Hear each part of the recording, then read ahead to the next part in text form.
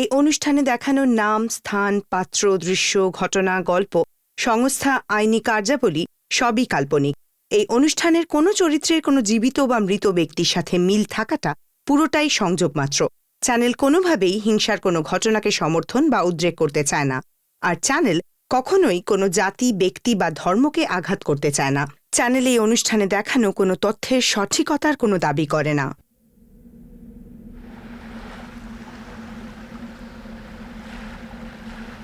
আন্ডারওয়ার্ল্ডে সেই রাজত্ব করতে পারে যে নিজের ভুল থেকে শিক্ষা নেয় আর দ্বিতীয়বার সেটা করে না। হেগড়ের এনকাউন্টার আমাকে দারুণ শিক্ষা দিয়েছে। তাড়াহুড়ো, কিছু ভুল সিদ্ধান্ত, ভুল সময়ে কিছু খ্যাপাটে পুলিশের সাথে পাঙ্গা নেওয়া, এইসব চক্করই ফেঁসে গিয়েছিল ওই হেগড়েটা। বেচারা হেগড়ে, খালাস। এসব পুরনো গল্প ভেবে লাভ নেই। এখন আমাদের সামনের দিকে নজর রাখতে হবে। একদম ঠিক ভাই, আপনি টেনশন নেবেন না, আমি সব সামলে নেব। আমার বিশ্বাস আমাদের খুব একটা ভালো সময় আসতে চলেছে। কি করে ভাই? ওই আমাদের জন্য ভালো সময় মানে বড় ধান্দা, আর তার জন্য দরকার হচ্ছে কারেক্ট প্ল্যানিং করা, যেটা আমি করেছি। এখন আমরা শুধু ফিল্ম বানাবো না, ভিডিও ক্যাসেট, বিদেশে সেটাকে বেচা, মিউজিক রাইটস, ফাইন্যান্স, ফিল্ম ইন্ডাস্ট্রির প্রত্যেকটা সেক্টরে শুধু আমরাই থাকবো। দারুণ আইডিয়া, দারুণ আইডিয়া, একদম লেবুর মতো নিংড়ে নেব। আপনি শুধু বলুন কবে আর কিভাবে শুরু করব। 1 বছর ধরে হাত গুটিয়ে বসে আছি তো, ওই লোকগুলো ভেবেছে পাশা ওদের মাফ করেছে, কিন্তু ওরা জানে না যে পাশার জেদ ভয়ঙ্কর। একবার যেটা শুরু করি না, সেটা শেষ করার আগে আমি থামতে জানি না। আর এটাই ভালো হবে, ওরা আমার সিদ্ধান্তটা জেনে যাক।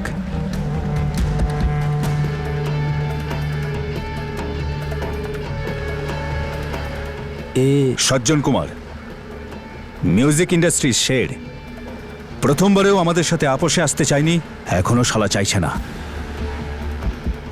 কিন্তু যতক্ষণ ও থাকবে, এই পাইরেসির ধান্দায় আমরা হাত লাগাতে পারবো না। বুঝতে পেরেছি ভাই, এ তো গেল। এত সহজে যেতে দিও না ওকে। ডনের ফিরে আসার ধামাকাটা এত জোরদার হওয়া দরকার, সবার কানের পর্দাটা যেন ফেটে যায়।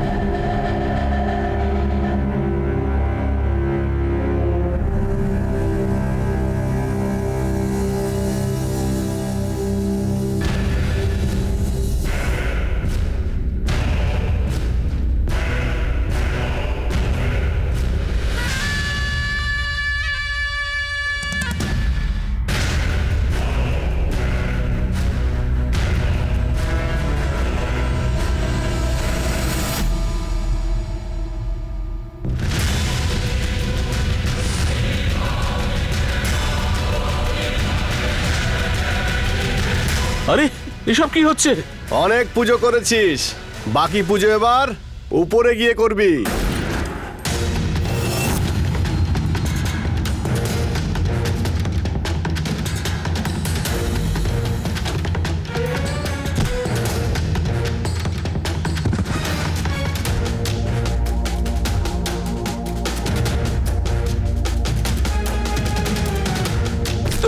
বাঁচাও।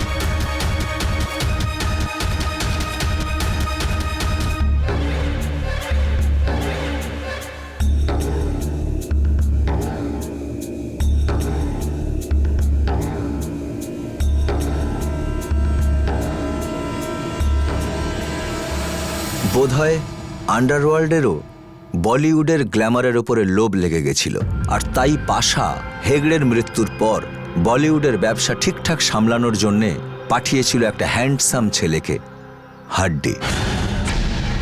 1990 সালের একেবারে প্রথমের দিকে হাড্ডি মুম্বাইয়ে এসেছিল, আর তার খুড়তুতো ভাই লিয়াকতের কাছে উঠেছিল, যে মুম্বাইয়ের গ্যাংস্টার সমীর টোপির জন্যে ছোটখাটো কাজকর্ম করত। বেশ কিছুদিন তার সঙ্গে থাকার পর হাড্ডি সান্টাক্রুজে শিফট করে যায়, আর ওখানে একটা ট্রাভেল এজেন্সি খোলে। তারপর একদিন তার সাক্ষাৎ এইচডি খানের সঙ্গে হলো, যে পাশার লোক ছিল, আর তার মাধ্যমেই হাড্ডি পাশার সংস্পর্শে এসেছিল, আর খুব তাড়াতাড়ি পাশার ড্রাইভার হয়ে গেছিল। হাড্ডি দেখতে যতটা সুন্দর ছিল, তার থেকেও অনেক বেশি নিজের কাজের প্রতি সিনসিয়ার আর নিষ্ঠাবান ছিল। সে ইন্টারমিডিয়েট মানে 12 ক্লাস পর্যন্ত পড়াশোনা করেছিল, আর প্রচণ্ড বিশ্বাসী ছিল। পাশা তার কাজে ভীষণ খুশি হয়েছিল, আর তাই একদিন হাড্ডিকে নিজের কোম্পানির সেকেন্ড ইন কমান্ড বানিয়ে দিয়েছিল। হাড্ডি একজন ছোটখাটো অপরাধী থেকে হঠাৎই মুম্বাইয়ের আন্ডারওয়ার্ল্ডের একজন নামী গ্যাংস্টার হয়ে গিয়েছিল, আর খুব তাড়াতাড়ি সে ইন্ডিয়ার মোস্ট ওয়ান্টেড হয়ে যাবে এমন অবস্থা। হাড্ডি যতটা সুদর্শন দেখতে ছিল, ঠিক ততটাই ভয়ানকও ছিল। তার মধ্যে যে কারোর মনের মধ্যে ভীতি তৈরি করার একটা অদ্ভুত ক্ষমতা ছিল, আর পাশা তো কবে থেকেই এমনই একটা লোককে খুঁজছিল যে কল করে লোকেদের ধমকাতে পারে। বলিউডে হেগড়ের পরে হাড্ডি এসে পাশার রাজত্ব সামলাচ্ছিল, আর পাশা হাড্ডিকে বলিউডের তারকাদের কাছ থেকে টাকা আদায় করার পুরো স্বাধীনতা দিয়ে দিয়েছিল। পাশার লোক তো বদলে গিয়েছিল, কিন্তু কেউ যদি আদৌ বদলে না থাকে, তো সে ছিল ইন্সপেক্টর ওয়াগলে। প্রবীণ ওয়াগলে মনে হচ্ছিল যেন এই নতুন শত্রুর সাথে মোকাবিলার জন্যে তৈরি হয়ে বসেছিল।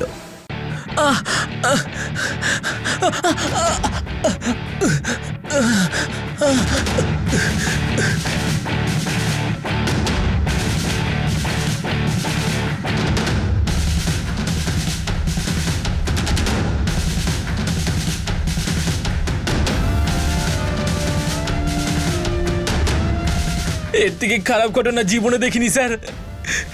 এতদিন শুধু শুনেছিলাম স্যার, জীবনে প্রথমবার নিজের চোখে এরকম ঘটতে দেখলাম স্যার। ওরা কোথায় আর কিভাবে পালালো, কিছু দেখেছো তুমি? ওদের সাহস কতটা বেড়েছে দেখলাম স্যার। প্রথমে ওরা মালিককে গুলি মারলো, তারপরে ওনাকে নাড়ি চাড়িয়ে দেখলো যে উনি বেঁচে আছেন কিনা। পুরোপুরি আশ্বস্ত হওয়ার পর ওখানে ওরা ট্যাক্সি দাঁড় করালো আর চলে গেল। অজয় স্যার। এই ডেড বডিকে আর ওই ড্রাইভারকে অ্যাম্বুলেন্সে করে হসপিটালে নিয়ে যাও। Okay sir. অদ্ভুত ব্যাপার প্রবীণ, গত কয়েকদিনে যে কটা আন্ডারওয়ার্ল্ড কিলিং হয়েছে তার মধ্যে আগে থেকে পালানোর এরা কোনো প্ল্যানই করে রাখেনি। ওরা হয় পাবলিক ট্রান্সপোর্ট ইউজ করেছে, নইলে কোনো কার হাইজ্যাক করেছে। You know the reason for that Farid. এই গ্যাংস্টার এখন খুব স্মার্ট হয়ে গেছে, ওরা কোনো সূত্রই ছাড়তে চায় না। কিন্তু আমার মনে হয় যে আমরা এই কেসে একটা লিড পেতে পারি, কারণ এই শুটারগুলো সদ্যই কাজ করছে। কারণ যত নামি দামি গ্যাংস্টার ছিল তাদের তো আমরাই এনকাউন্টার করে দিয়েছি। ঠিকই বলেছ, কিন্তু সজ্জন কুমারের মার্ডারটা একটা অদ্ভুত ব্যাপার না? এনাকে কেন মারবে? আর ইনি যদি কোনো থ্রেট পেয়ে থাকতেন তাহলে আমাদের ডিপার্টমেন্ট কেন জানেন? দেখো, এখানে দুটো ব্যাপার আছে। প্রথম ব্যাপারটা এই যে এই কেসটা আমাদের সোর্সগুলো উইক ছিল, আর দ্বিতীয় ব্যাপারটা এই যে যারা ভিকটিম তারা গ্যাংস্টারদের এত ভয় পায়, তাদের মনে হয় যে পুলিশকে বলার থেকে গ্যাংস্টারদের দাবি মেনে নেওয়াটাই ভালো। আর একবার যদি এই চক্করে পড়ে যায় তাহলে সারা জীবন দাবিগুলো মেটাতেই হয়। সেজন্যই আমরা পুলিশরা কিছু জানতে পারি না। এই লোকগুলোরও তুলনা নেই, নিজের কবর নিজেই খোঁড়ে আর তারপর আন্ডারওয়ার্ল্ডের হাতে এই অবস্থা হয়। এগুলো তো চলতেই থাকবে, কিন্তু তাই বলে আমরা তো আর হাত পা গুটিয়ে বসে থাকতে পারি না। We have to crack it down. We will crack it down, that's for sure. কিন্তু একটা কথা তো ঠিক, এই যে খবরটা, এটা খুব বড় খবর হতে চলেছে।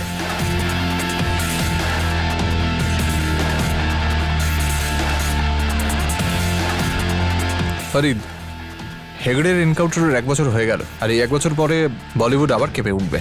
কিন্তু বলিউডের ওপরে এই সন্ত্রাসের ছায়া পুরোপুরি ছড়িয়ে পড়ার আগেই আমাদের নিজেদের কাজটা করে ফেলতে হবে।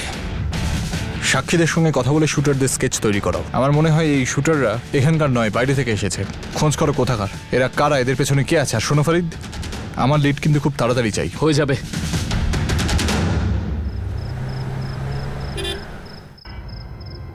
এই ফাইলে হাড্ডির ছবির সঙ্গে সঙ্গে সমস্ত ডিটেলস আছে। ফাইলটা আমি পড়ে নেব, কিন্তু তুমি হাড্ডির ডিটেলসটা আমাকে বলো। মানে আমাকে এটা বোঝাও যে রোগটা কীরকম। মিডল ইস্টে রিসেন্টলি যতগুলো প্রাইভেট পার্টি হয়েছে সেগুলোর অর্গানাইজার এই হাড্ডি, আন্ডারওয়ার্ল্ডের নতুন বোর্ডে। সজ্জন কুমারের মার্ডারের আগে, ঠিক আগে বম্বেতে এসেছে। আরে তাহলে তুমি আমাকে তখন কেন বলোনি? আমি তো ভাবতেই পারিনি যে এরকম কিছু একটা হতে চলেছে। 2+2=4 এখন হয়েছে, আর সেই সময় আমার তদন্তও শেষ হয়নি। জানার মতো আর কিছু আছে? হ্যাঁ, এই ভিডিও ক্যাসেটগুলো দেখো। কি আছে এতে? ওই সমস্ত প্রাইভেট পার্টির ক্লিপিংস এখানে রয়েছে, যেখানে হাড্ডিকে খুব বড় বড় ক্রিমিনালদের সঙ্গে দেখা গেছে। হেগড়ের পরে যদি হাড্ডি বলিউডে পাশার বোর্ডে হয়, তার মানে তো এটাই যে ওদের ফিল্মটা খুব তাড়াতাড়ি শুরু হবে। আবার সেই একই চক্করে ঢুকতে হবে, যেখানে বন্ধ করেছিলাম সেখান থেকেই শুরু করতে হবে। আমার শুধু আশা নয়, পুরো বিশ্বাস আছে যে আগেরবারের মতো এবারের ক্লাইম্যাক্সও বলিউডের অ্যাকশন ফিল্মের মতোই হবে, যেখানে সত্যের বিজয় হয় আর আমাদের হিরো জিতে যায়।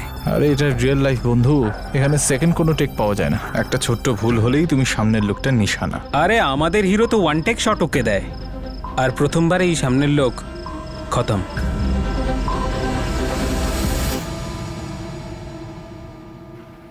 Light, sound, camera.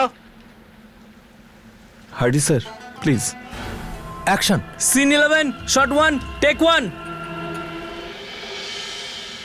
আমার চোখে দেখো রাজ, তুমি কি এখানে তোমাকে ছাড়া আর কাউকে দেখতে পাচ্ছ? আমি যবে থেকে তোমাকে দেখেছি, শুধু তোমাকেই সব জায়গায় দেখতে পাই।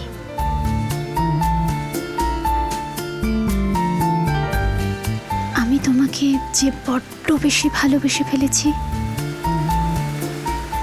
সারাদিন শুধু তোমারই কথা ভাবি। I love you.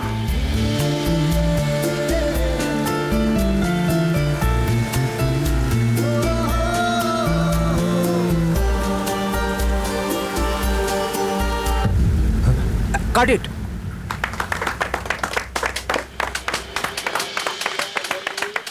Thank you. চলো তোমাকে একজনের সঙ্গে ইন্ট্রোডিউস করিয়ে দিই। Yeah. Please come. Spot chair নিয়ে এসো। ইনি হলেন মিস্টার হাড্ডি, ইউকে রিটার্ন ইন্ডিয়ান। আমাদের পরের কয়েকটা ফিল্ম ফাইন্যান্স করছেন, বিশাল মাপের মানুষ। বসুন না sir. Sir please. Thank you. Have a seat. Basu Mallika, Yeah. আপনারা কথা বলুন, আমি আসছি। আপনার সম্বন্ধে তো অনেক কিছু শুনেছি জ্যাকি স্যারের কাছে। আমার সম্বন্ধে আমি কি আর বলবো, আমি তো সাধারণ ছোটখাটো heroine, Mallika.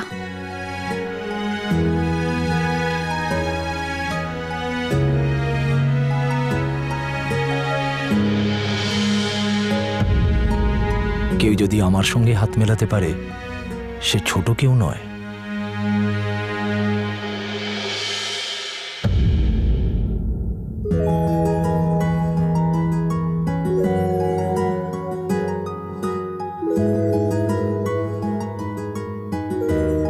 Mallika, your shot is ready. Mallika, Yeah, your shot is ready. pleasure to meet you. Take care.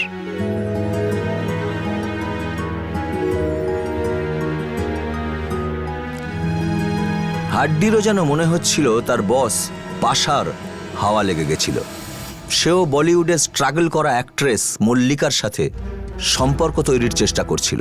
এই জাকজমকের জগতে বেশিরভাগ দু ধরনের সম্পর্ক হয়ে থাকে।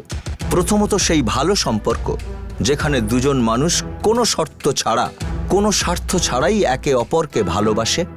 আর দ্বিতীয়টা ঠিক এর উল্টোটা, যেখানে কিছু সুবিধে পাবার জন্যে, বাসনা আর লালসার জন্যে কোনো পুরুষ আর মহিলা নিজেদের মধ্যে সম্পর্ক তৈরি করে নেয়।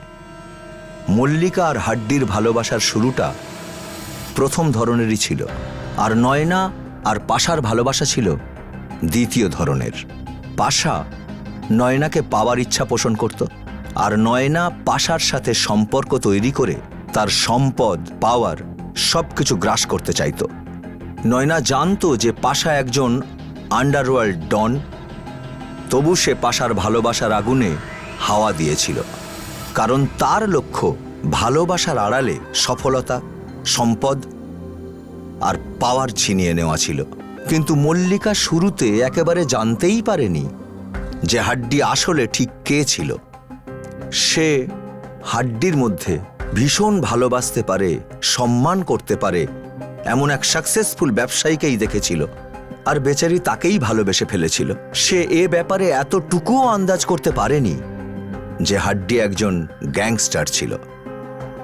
আর ওই কথায় আছে না, যে লালসা আর বাসনা মানুষের চোখের ওপরে পর্দা ঢাকা দিয়ে দেয় আর সত্যি থেকে তাকে দূরে সরিয়ে নিয়ে যায়। এমনই কিছু হয়েছিল মল্লিকার সাথে।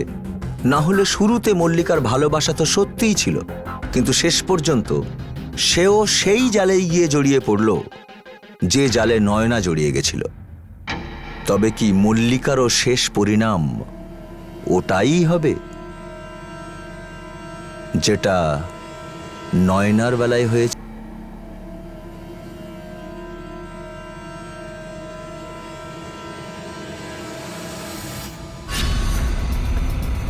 কে রে ওখানে? তোর কাছে এই বন্দুকটার লাইসেন্স আছে?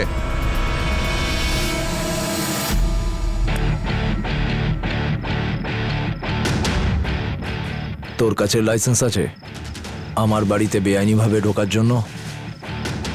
আচ্ছা, একটা ড্রাইভার যে কিনা শুটার হয়েছে আর যে হচ্ছে আজকে পাশার হাতের পুতুল, সে আমাকে আইন শেখাবে? গুড। তুই এখানে কি করতে এসেছিস? বেফালতু কলা খেতে নাকি? আসলে আমি তোর উপরে খুব ইমপ্রেসড। যেভাবে তুই পাশার গ্যাংয়ে উন্নতি করেছিস সেটা তারিফ করার মতো, বুঝলি? তুই কি আমাকে কাঠি করতে এসেছিস? তোকে সাবধান করতে এসেছি। আসলে কি জানিস, পাশার যে বড়টা আমার সঙ্গে গতবার পাঙ্গা নিয়েছিল না, তাকেও শেষ অবধি মরতে হয়েছিল। ওসব পুরনো কথা আমার আর মনে নেই। আমি শুধু এইটা জানি যে আমার কিন্তু ওজন আছে বস।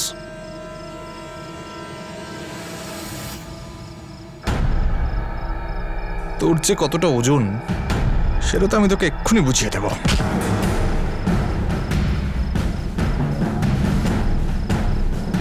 কলারটা ধরে টানতে টানতে এখান থেকে নিয়ে যেতাম, কিন্তু দুঃখ এটাই, এই মুহূর্তে আমার কাছে কোনো প্রমাণ নেই।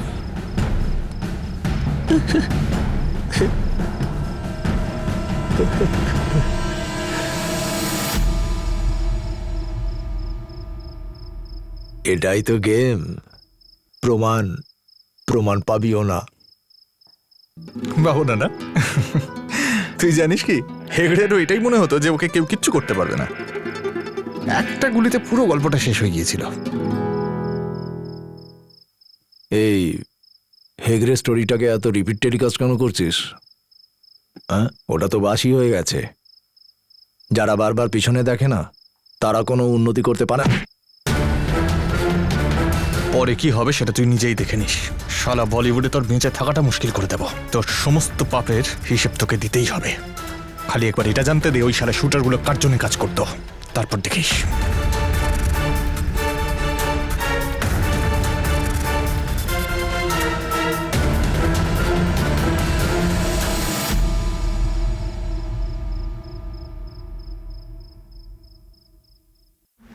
প্রবীণ, ওই ড্রাইভার নিজের বয়ানে যেরকম ডেসক্রিপশন দিয়েছিল সেই অনুযায়ী লম্বা চুলের লোকটা এখানেই আসবে। আর ইউ শিওর তোমার ইনফরমার তোমাকে ঠিক খবর দিয়েছে? এখনো পর্যন্ত ওর কোনো খবর ভুল বেরোয়নি।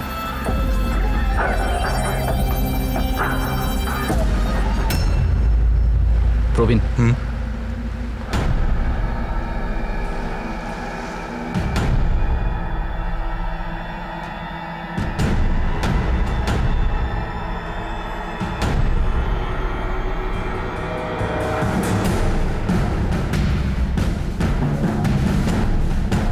এই হাত উপরে তোলা, চুপচাপ সারেন্ডার কর। এই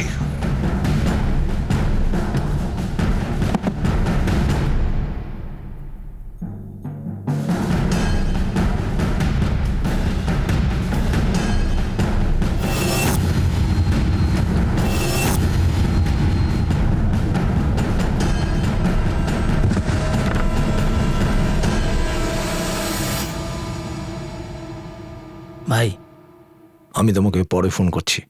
স্বজনের একজন খুনিকে প্রবীণরা ধরে ফেলেছে।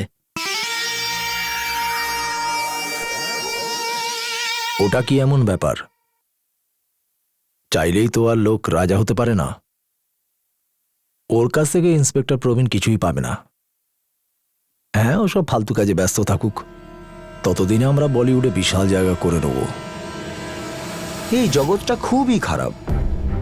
এই জন্যেই নয় যে এখানে খারাপ লোকেরা থাকে, বরং এই জন্যেই যে ওদের বিরুদ্ধে কেউ আওয়াজই ওঠাতে চায় না। সাধারণ লোক যদি সৎভাবে বাঁচবার চেষ্টাও করে, তাও তাদের মনের মধ্যে ভয় থেকেই যায় যে কখন কোন অসুবিধে এসে হাজির হয়ে যাবে। কারণ না তো তাদের মধ্যে এতটা ক্ষমতা আছে যে তারা খারাপ লোকেদের সঙ্গে লড়তে পারে, আর না আছে তাদের কাছে সময়। আর হয়তো এই কারণেই লোকজনেরা এই গ্যাংস্টারদের হুমকি পাওয়ার ভয়ে চুপচাপ বাঁচার অভ্যেস করে নিয়েছিল। ওরা বলতো, আরে বেশি খরচ করিস না ভাই, আন্ডারওয়ার্ল্ডের কল এসে যাবে কোথায়। লোকেরা বিয়ে বাড়িতে, অনুষ্ঠানে টাকা পয়সা খরচ করা মোটামুটি ছেড়েই দিয়েছিল। দামি গাড়ি বাড়ি কিনতে ভয় পেত যে যদি আন্ডারওয়ার্ল্ডের নজর লেগে যায় তাহলে বড়ই মুশকিলে পড়ে যেতে পারে। কথায় আছে না যে অর্থ সব পাপের মূল। হাড্ডি তো এই কথার জলজ্যান্ত একটা প্রমাণ ছিল। ও টাকার জন্য সবকিছু করেছিল, আর লোভের সমস্ত সীমা অতিক্রম করে গেছিল। এইভাবে করো, এই শিডিউল অনুযায়ী আমার কাজটা চাই। কেন তো লেট হচ্ছে? কি প্রবলেম হচ্ছে? আরে গিয়ে দেখো তুমি। ভাই তুমি ওদিকটা দেখো।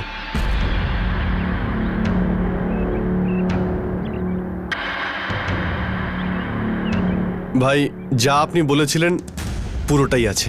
সারা জীবন এরকম বিশ্বাসী হয়ে থাকবি? বলিউডে এমন কেউ যদি থাকে যে ভাবে পুলিশ তাকে বাঁচিয়ে নেবে, তার অবস্থাও সেটাই হবে যা সজ্জন কুমারের হয়েছিল। হ্যাঁ ভাই, বুঝে গেছি। হ্যাঁ ভাই, তোমার কথা মতোই হয়ে যাবে ভাই। ওই মালটা নিয়ে আয়। এনে সে কি এইটুকু টাকায়? শোন, যা দাম এই দোকানে পাচ্ছিস না সেটা নিয়ে আর কেটে পড়ে এখান থেকে। আজ থেকে এই দোকান আমাদের হয়ে গেল। মাথায় ঢুকেছে কথাটা? কিন্তু আপনারা এসব কি বলছেন? আমি আসসালাম আলাইকুম ভাই। হ্যাঁ ভাই, ওই তোলার পয়সাটা না, সেটা হাওলাওয়ালা পৌঁছে দেবে ভাই। শোনো, আমার বোম্বাইতে একটা বড় জায়গা চাই।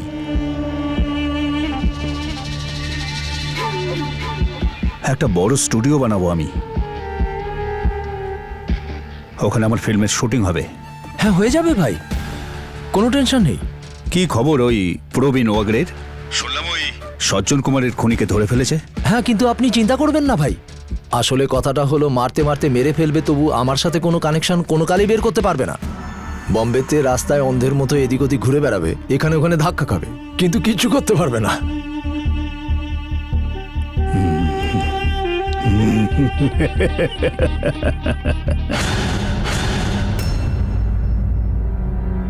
আমার সন্দেহটা ঠিকই ছিল ফরিদ। এই শুটারটার হাড্ডির সঙ্গে ডিরেক্ট কোনো কানেকশন নেই। আমিও রেভিনিউ ডিপার্টমেন্টের লোকেদের কাছ থেকে খবর নিয়েছি। বলিউডে যত ইনভেস্ট করা হয় সবটাই হোয়াইট, আর জাগ্গির প্রোডাকশনের কোনো লোকই মুখ খোলেনি। আর এই হাড্ডি আছে না, এ খুব বুদ্ধি খাটিয়ে ওর ফিল্মে টাকা লাগিয়েছে। আর এমনিতেও বলিউড থেকে আমরা কোনোই লিড পাচ্ছি না। আরে বলিউডের এই চুপ করে থাকাটা স্রেফ একটা নাটক। আরে তোলাবাজি নিশ্চয়ই চলছে, আর সজ্জন কুমারের মতো কেউ মরতে চায় না বলে লোকে টাকাটাও দিচ্ছে।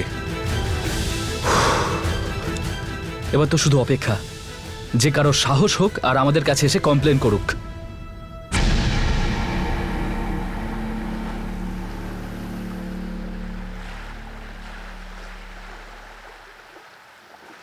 Happy birthday to you, happy birthday to you, happy birthday to dear Mallika, happy birthday to the most beautiful girl.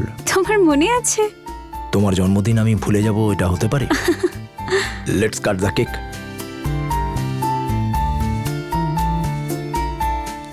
And this one is for you.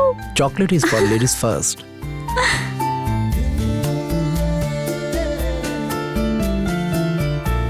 বসো,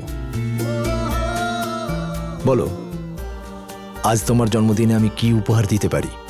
একটা বিশাল উপহার। আচ্ছা এটা বলো, বলিউডে এমন কোন নামী বড় ডিরেক্টর আছে যার সাথে তোমার কাজ করার ভীষণ ইচ্ছে? রাজা প্যাটেল, কিন্তু উনি তো শুধু নামী হিরোইনদেরই নেন। সেটা না হয় আমি দেখছি, তুমি রাজা প্যাটেলের সঙ্গে কাজ করবার জন্য তৈরি হয়ে যাও। Really? Oh my God! Thank you. তুমি বলিউডের বিশাল হিরোইন হবে। That's my promise. কিছুতেই না, আমি আর তোমাদের কথায় ভয় পেয়ে তোমাদের কোনো কথা শুনবো না। আমি মল্লিকাকে আমার ফিল্মে কোনোভাবেই সাইন করাতে রাজি নই, বুঝে গেছো? ভেবে দেখ প্যাটেল, পরে যেন তোর কথার জন্য তোকে পস্তাতে না হয়। তুই ভীষণ ডায়লগ মারছিস কিন্তু।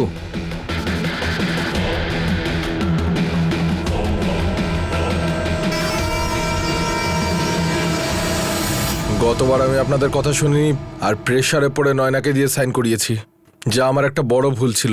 আপনি ঠিকই বলেছিলেন, একবার আন্ডারওয়ার্ল্ডের সামনে মাথা নোয়ালে ওরা একেবারে রক্ত চুষে খাবে। আমি রোজ রোজ এই জিনিসগুলোতে বিরক্ত হয়ে গেছি স্যার। এবার ওরা আমাকে মল্লিকাকে সাইন করাবার জন্য প্রেসার দিচ্ছে, এটা আমি কিছুতেই করবো না স্যার। যাক, দেরি হলেও এসে পৌঁছেছেন। কিন্তু এত দেরি করেন কেন আপনারা? আপনারা ফিল্মের মধ্যে যে সাহসিকতা দেখান সেটা তো আপনাদের মধ্যেও দেখতে পাওয়া উচিত। যাক ছাড়ুন, আপনার হাড্ডিকে ভয় পাওয়ার কোনো কারণ নেই। আইন আপনাকে সম্পূর্ণ সুরক্ষা দেবে। আর ভালো কথা এটাই স্যার, যেবার আমরা ওকে তুলতে পারি। ভাই ওই রাজা প্যাটেল আছে না, পুলিশে আমার নামে কমপ্লেন করে বিশাল বড় বাঁশ করে দিল। আমার কি মনে হয় ভাই, ওই সজ্জন কুমারের পর বলিউডে আর একটা এপিসোড চাই আমাদের ধামাকার। ব্যাস, দ্বিতীয়বার ওই ভুলটা করবে না যেটা হেগড়ে করেছিল। তুমি তোমার মতো থাকো, ব্যবসায় না গলিও না। বুঝতে পেরেছো আমি কি বলছি? ঠিক আছে ভাই। ইন্সপেক্টর প্রবীণ যদি তোমাকে তুলেও নেয়, তোমাকে জামিন করানোর দায়িত্ব আমার। ঠিক আছে ভাই, ঠিক আছে।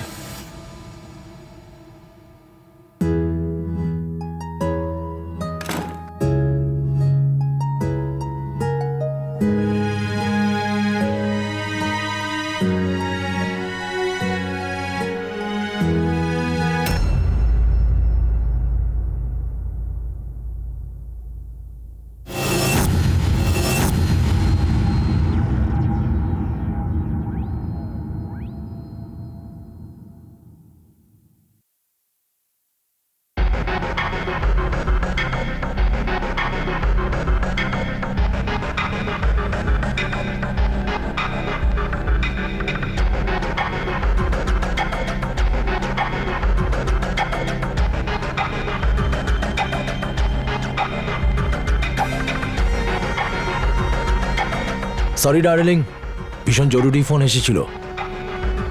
কি হয়েছে বলো? এমনভাবে তাকাচ্ছ কেন?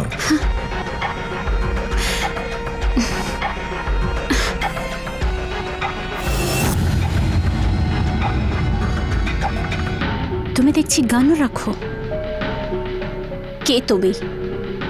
তুমি কি কাজ করো?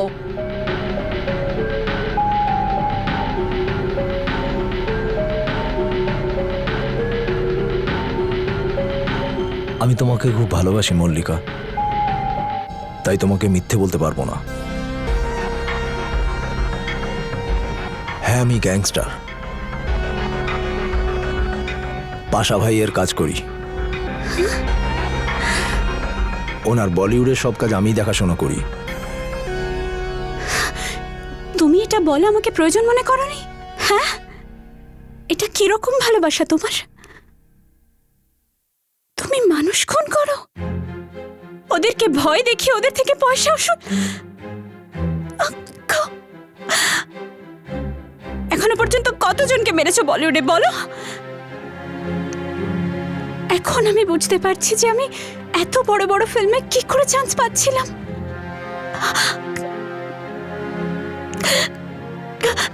তুমি ভয় দেখাচ্ছিলে লোকেদের আমাকে ফিল্মে নেওয়ার জন্য, হ্যাঁ রাইট? ভয় দেখাচ্ছিলে ওদের, বলো। আমি ভাবছিলাম যে আমার ট্যালেন্টের উপর বেস করে, কিন্তু না।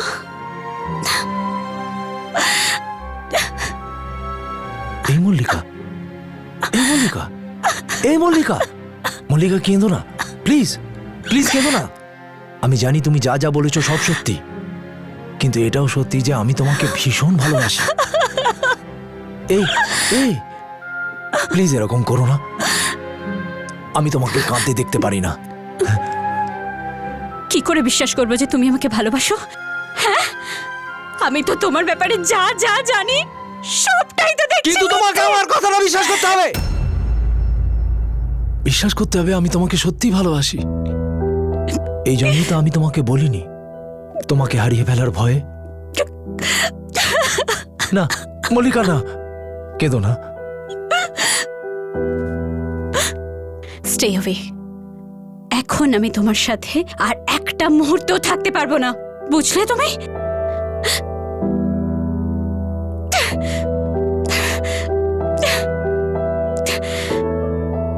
তোমাকে আটকাবো না মল্লিকা। কেন? তুমি তো একটা গ্যাংস্টার না? আটকাও আমায়, মারো আমায়। আরে অনেক হয়েছে। হ্যাঁ আমি গ্যাংস্টার, কিন্তু ভালোবাসি তোমায়, খুব ভালোবাসি তোমায়। এই কথাটার প্রমাণ হলো তোমাকে আমার ইচ্ছায় আমার জীবন থেকে যাবার অনুমতি দিচ্ছি। যাও, আমার যতই খারাপ লাগুক, যতই কষ্ট হোক, তোমায় আটকাবো না। এর থেকে বেশি তোমাকে বিশ্বাস করার জন্য কি করতে পারি? আমি একজন গ্যাংস্টার, কিন্তু বুকের ভেতর একটা মন আছে, সেখানে শুধুমাত্র তুমিই থাকবে।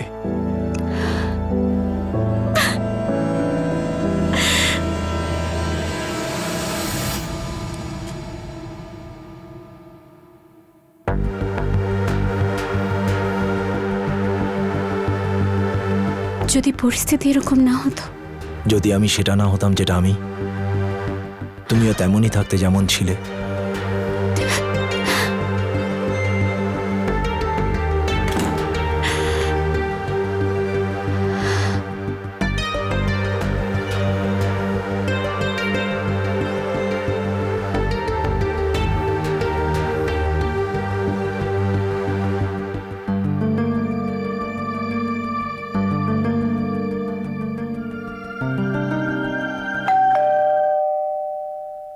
আমি জানতাম মল্লিকা তুমি ফিরে আসবে।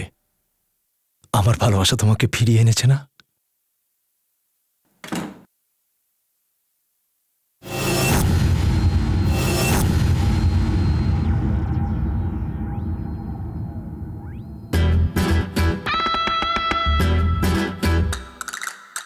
You are under arrest. Raja প্যাটেলকে হুমকি দেওয়ার অপরাধে। হয় আমার কথাগুলো তোর মনেই নেই, না হলে খুব হালকাভাবে নিয়েছিস। ইয়ার কি পেয়েছিস? তুই তো আমার ডায়লগটা চুরি করেছিস, এটা তো আমি তোকে বলবো ভেবেছিলাম। খালিদ, নিয়ে চলো একে। চলুন স্যার।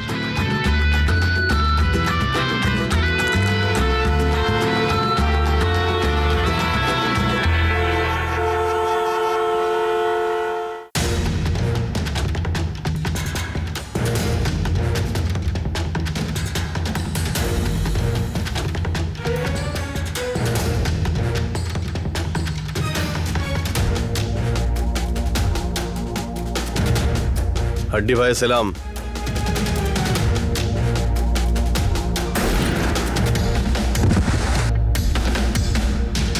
हट! হট!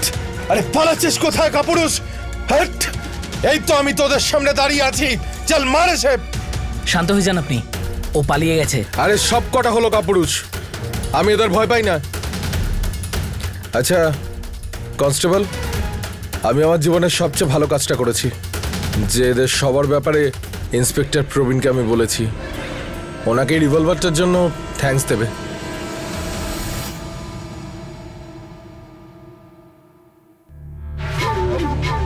তার মানে পুলিশ কিছুই পায়নি? না ভাই। কিন্তু আমাদের জন্য খারাপ খবর এটাই যে ওই প্রবীণ ওয়াগরে বলিউডের বিভিন্ন লোককে অস্ত্র সাপ্লাই করছে। ওই প্যাটেলকে আমি পরে দেখছি, কিছুদিনের জন্য তুমি চুপচাপ থাকো। গত 1 বছরে তুমি ওই হেগড়ের থেকে 5 গুণ বেশি কামিয়েছ। তুমি খুব কাজের লোক আর বিশ্বাসীও। তোমার জীবনটাকে রক্ষা করা শুধুমাত্র আমার দায়িত্বের মধ্যেই পড়ে না, কর্তব্যও বটে। আরে কি বলছেন ভাই? ভাই আপনার কাছে তো কত কৃতজ্ঞ আমি। আগেও ছিলাম, যখন আপনি একটা সাধারণ মানুষের মধ্যে কাজের মানুষ খুঁজে পেয়েছিলেন। আজও আছি ভাই। আপনার এই কৃতজ্ঞতার জন্য আমি যে কোনো কিছু করতে পারি। এই জানটাকে না কুরবান করে দিতে পারি। আরে না না না, তোমার জীবন আমার কাছে অনেক দামি, তাতে আঁচড় লাগতে দেবো না। ঠিক আছে, তুমি চিন্তা করো না, ধান্দাতে মন দাও। মন পুরো দিয়ে রেখেছি ভাই। আমাদের 3-3টে ফিল্ম চলছে ফ্লোরে, আর আমাদের ভিএইচএস এর ধান্দা, ভিডিও ওটাও দারুণ চলছে ভাই। আর ওই আর একটা ধান্দা আছে না, স্টেজ শো করতে যায় ইউএস, কানাডা, ফরেন কান্ট্রিতে, ওই ধান্দাটাও একেবারে ফাটিয়ে চলছে ভাই। কিন্তু এই লোভ জিনিসটা না বেড়েই চলেছে ভাই। আমাকে নাচাচ্ছে বলিউড। এর ভেতরে হাত ঢুকিয়ে যতই সম্পদ বের করি না কেন, মনে হয় আরো বার করি। মনে রেখো, নেশা ততটাই করা উচিত যাতে হুঁশ থাকে। নেশা করতে গিয়ে যেন কখনো বেহুশ হয়ে যেও না। তাহলে কিছুদিনের জন্য পুরো চুপচাপ থেকে যাই। খুদা হাফিজ ভাই।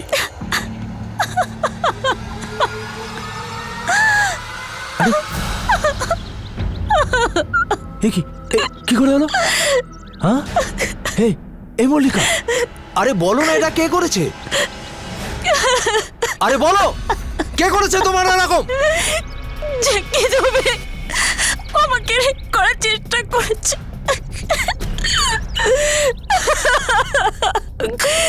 এসব আমার সাথে কেন হলো?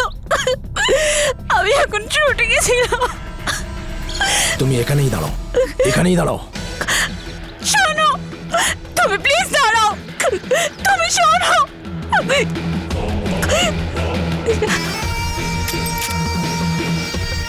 তুমি ভেতরে যাও, ভেতরে গিয়ে বসো। তুমি ওর কথা শুনে। আমি কি বলেছি তোমায়? ভেতরে গিয়ে বসো, ভেতরে যাও, ভেতরে।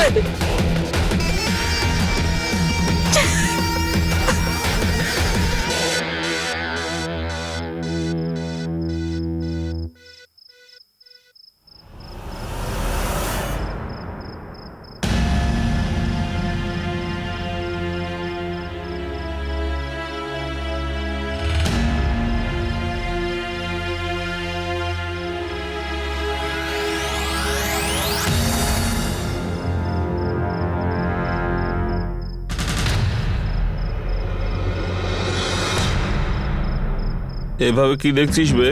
হ্যাঁ, ভয় পাই না তোকে। 2 পয়সা দাম তোর, 2 পয়সা।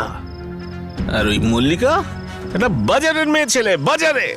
সাকসেস আর পয়সা পেলেই তোকেও ছেড়ে দেবে। সালা লঞ্চ করবো আমি, আর ফুর্তি মারবি তুই। চল, তোর দিন শেষ।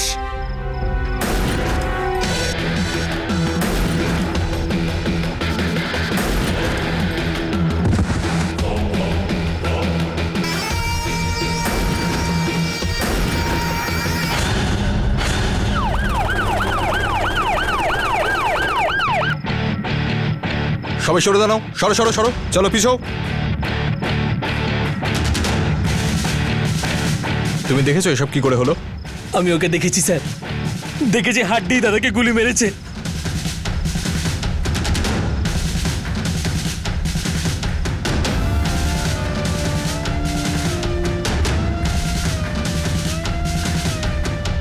ফরিদ, মন্টিকে কাস্টাডিতে নাও।